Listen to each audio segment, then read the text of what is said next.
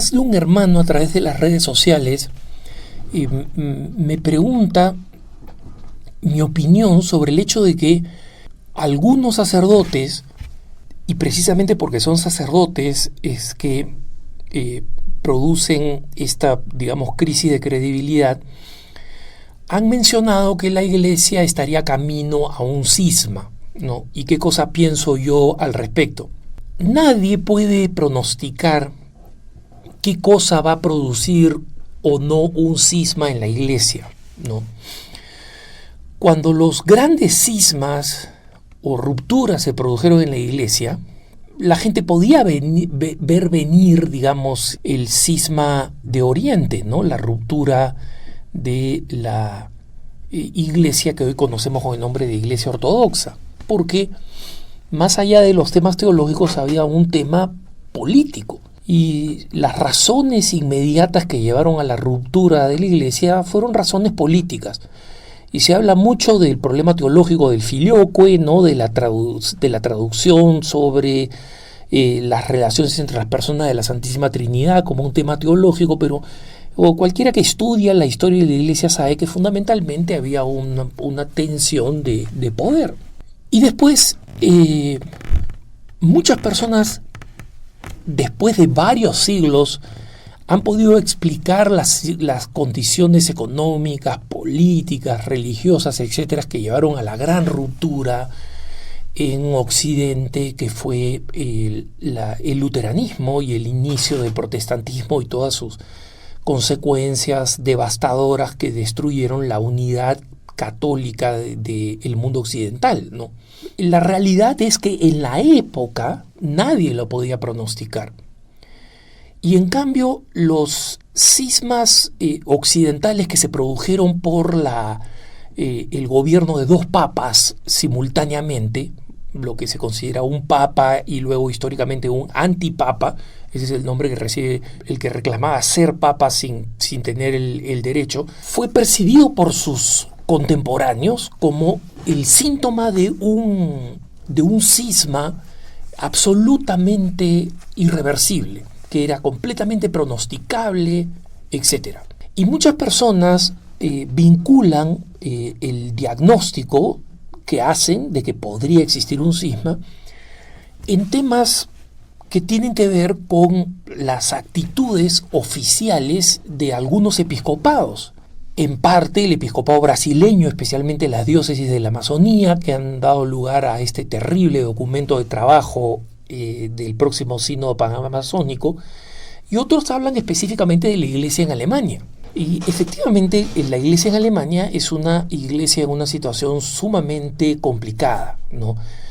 Los fieles están desapareciendo, el dominio del secularismo en el pensamiento alemán es tremendo, los católicos que quedan, especialmente los de una generación mayor, se avergüenzan de ser católicos porque la iglesia no termina de aprobar todas las tendencias de moda, sacerdotes casados, sacerdocio femenino, matrimonio y bendición de uniones homosexuales, etc. Y por esta situación, que está ligada también con la manera como se financia la iglesia en Alemania, y con la cual la iglesia en Alemania financia a medio mundo católico pobre. O sea, seamos justos en reconocer el papel fundamental del modelo económico de la iglesia alemana, que es un modelo muy controvertido, pero que al final permite que la iglesia en Alemania sea el principal asistente de las iglesias pobres en el mundo, más que Estados Unidos. Entonces, la iglesia en Alemania, de acuerdo al número de personas que se declaran católicos en sus declaraciones de impuestos, recolecta un impuesto y se lo da a la iglesia católica, a la iglesia evangélica, en base a eso. Entonces, si más personas se enojan con la iglesia católica y deciden ya no declararse católicos, menos dinero va para la iglesia en Alemania y menos recursos para hacer lo que la iglesia en Alemania quiere hacer.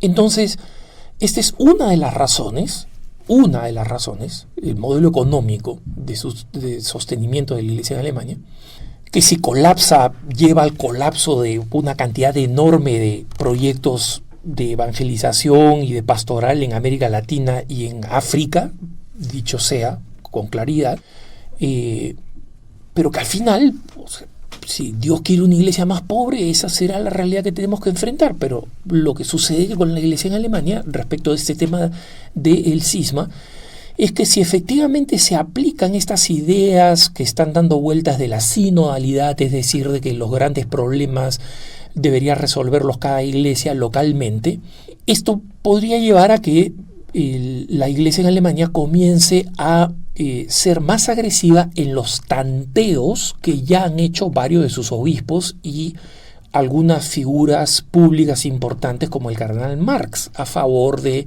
la bendición de parejas homosexuales, a favor de la ordenación de mujeres, de sacerdotes casados, como si fuera un tema que se puede manejar localmente. Entonces, ¿eso terminaría convirtiéndose en un cisma?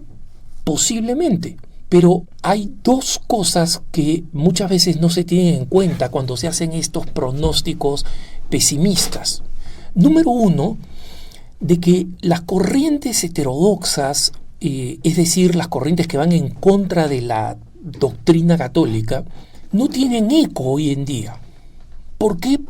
Porque el que no quiere seguir las enseñanzas de la Iglesia hoy en día normalmente termina siendo una persona secular, no termina siendo un católico progresista. Y los católicos progresistas me dirán, Alejandro, pero hay un montón de católicos progresistas, mira tú los documentos, los personajes públicos, y me pueden comenzar a mencionar, ¿no? Teólogos en Estados Unidos, este cardenal, este teólogo latinoamericano, la resurrección de un difunto teológico como Leonardo Boff, etcétera. Sí, pero hermanos, esos constituyen una minoría, no tienen base. Los católicos de base alemanes, los de verdad de base, son católicos absolutamente fieles que contribuyen con organizaciones fieles, que van a misas bien celebradas y donde todavía salen vocaciones. Nosotros no podemos hacer una condena redonda. Este es el problema de la iglesia en Alemania. Se van a separar y van a terminar apartándose. No, entre otras cosas porque esos católicos fieles que tienen hijos, que se casan, que se forman, que tienen juventud atraída hacia ellos, que son devotos, son católicos que pueden ver a los hermanos luteranos, vecinos, y ver qué cosa pasa cuando la iglesia deja de mantener su identidad. Entonces, nadie tiene el conocimiento de los factores históricos como para poder pronosticar un cisma.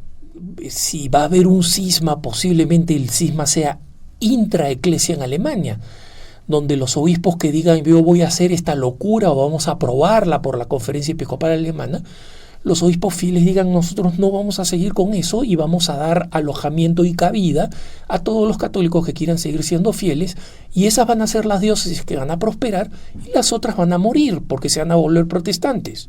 Entonces es muy difícil y muy simplista decir estas condiciones están encaminándonos a un cisma y la iglesia en Alemania está camino al cisma. Ninguna de estas situaciones son verídicas, son aceptables o pueden ser dadas. Y especialmente porque sí han existido rupturas importantes en la iglesia, ¿no? Es verdad. El cisma de Oriente aconteció, la revuelta protestante aconteció, pero eso no significa que Dios no cuida a la iglesia y que ha impedido muchas más ocasiones en que la iglesia pudo haberse partido y roto. Cuando uno ve las relaciones entre los distintos poderes y la relación con la Iglesia-Estado y por qué es tan sabia la separación Iglesia-Estado, y lee la historia de la Iglesia desde el siglo XV hasta el siglo XIX, hasta la pérdida de los estados pontificios, uno se da cuenta de las múltiples ocasiones que ha tenido la Iglesia para partirse en pedazos. Y Dios la ha protegido y Dios la ha cuidado. Y eso es algo que tenemos que tener en cuenta. Y no solamente tenemos que tener en cuenta, sino tenemos que rezar por eso. Constantemente rezamos por la unidad de la iglesia. Hay que seguir rezando por la unidad de la iglesia. No caer en ese pesimismo de que estamos yendo camino a un cisma, porque ¿saben qué? Al final esas terminan siendo profecías autocumplidas. ¿Qué significa una profecía autocumplida?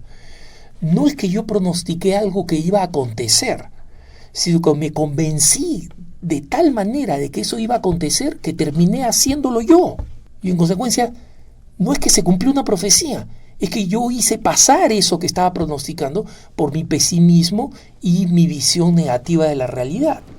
No, hermanos, somos el pueblo de Dios, estamos guiados por el Espíritu Santo. Somos una iglesia que tiene un vicario de Cristo en la tierra, que es enviado por Dios. Y esa es la manera como Dios ha querido guiar y mantener a su iglesia fiel. En consecuencia, nadie tiene la capacidad, ni nadie tiene la visión para decir que la iglesia camina a un cisma. Nadie tiene tampoco la capacidad para decir definitivamente que no va a pasar. Pero ese es el misterio con el que vivimos el futuro.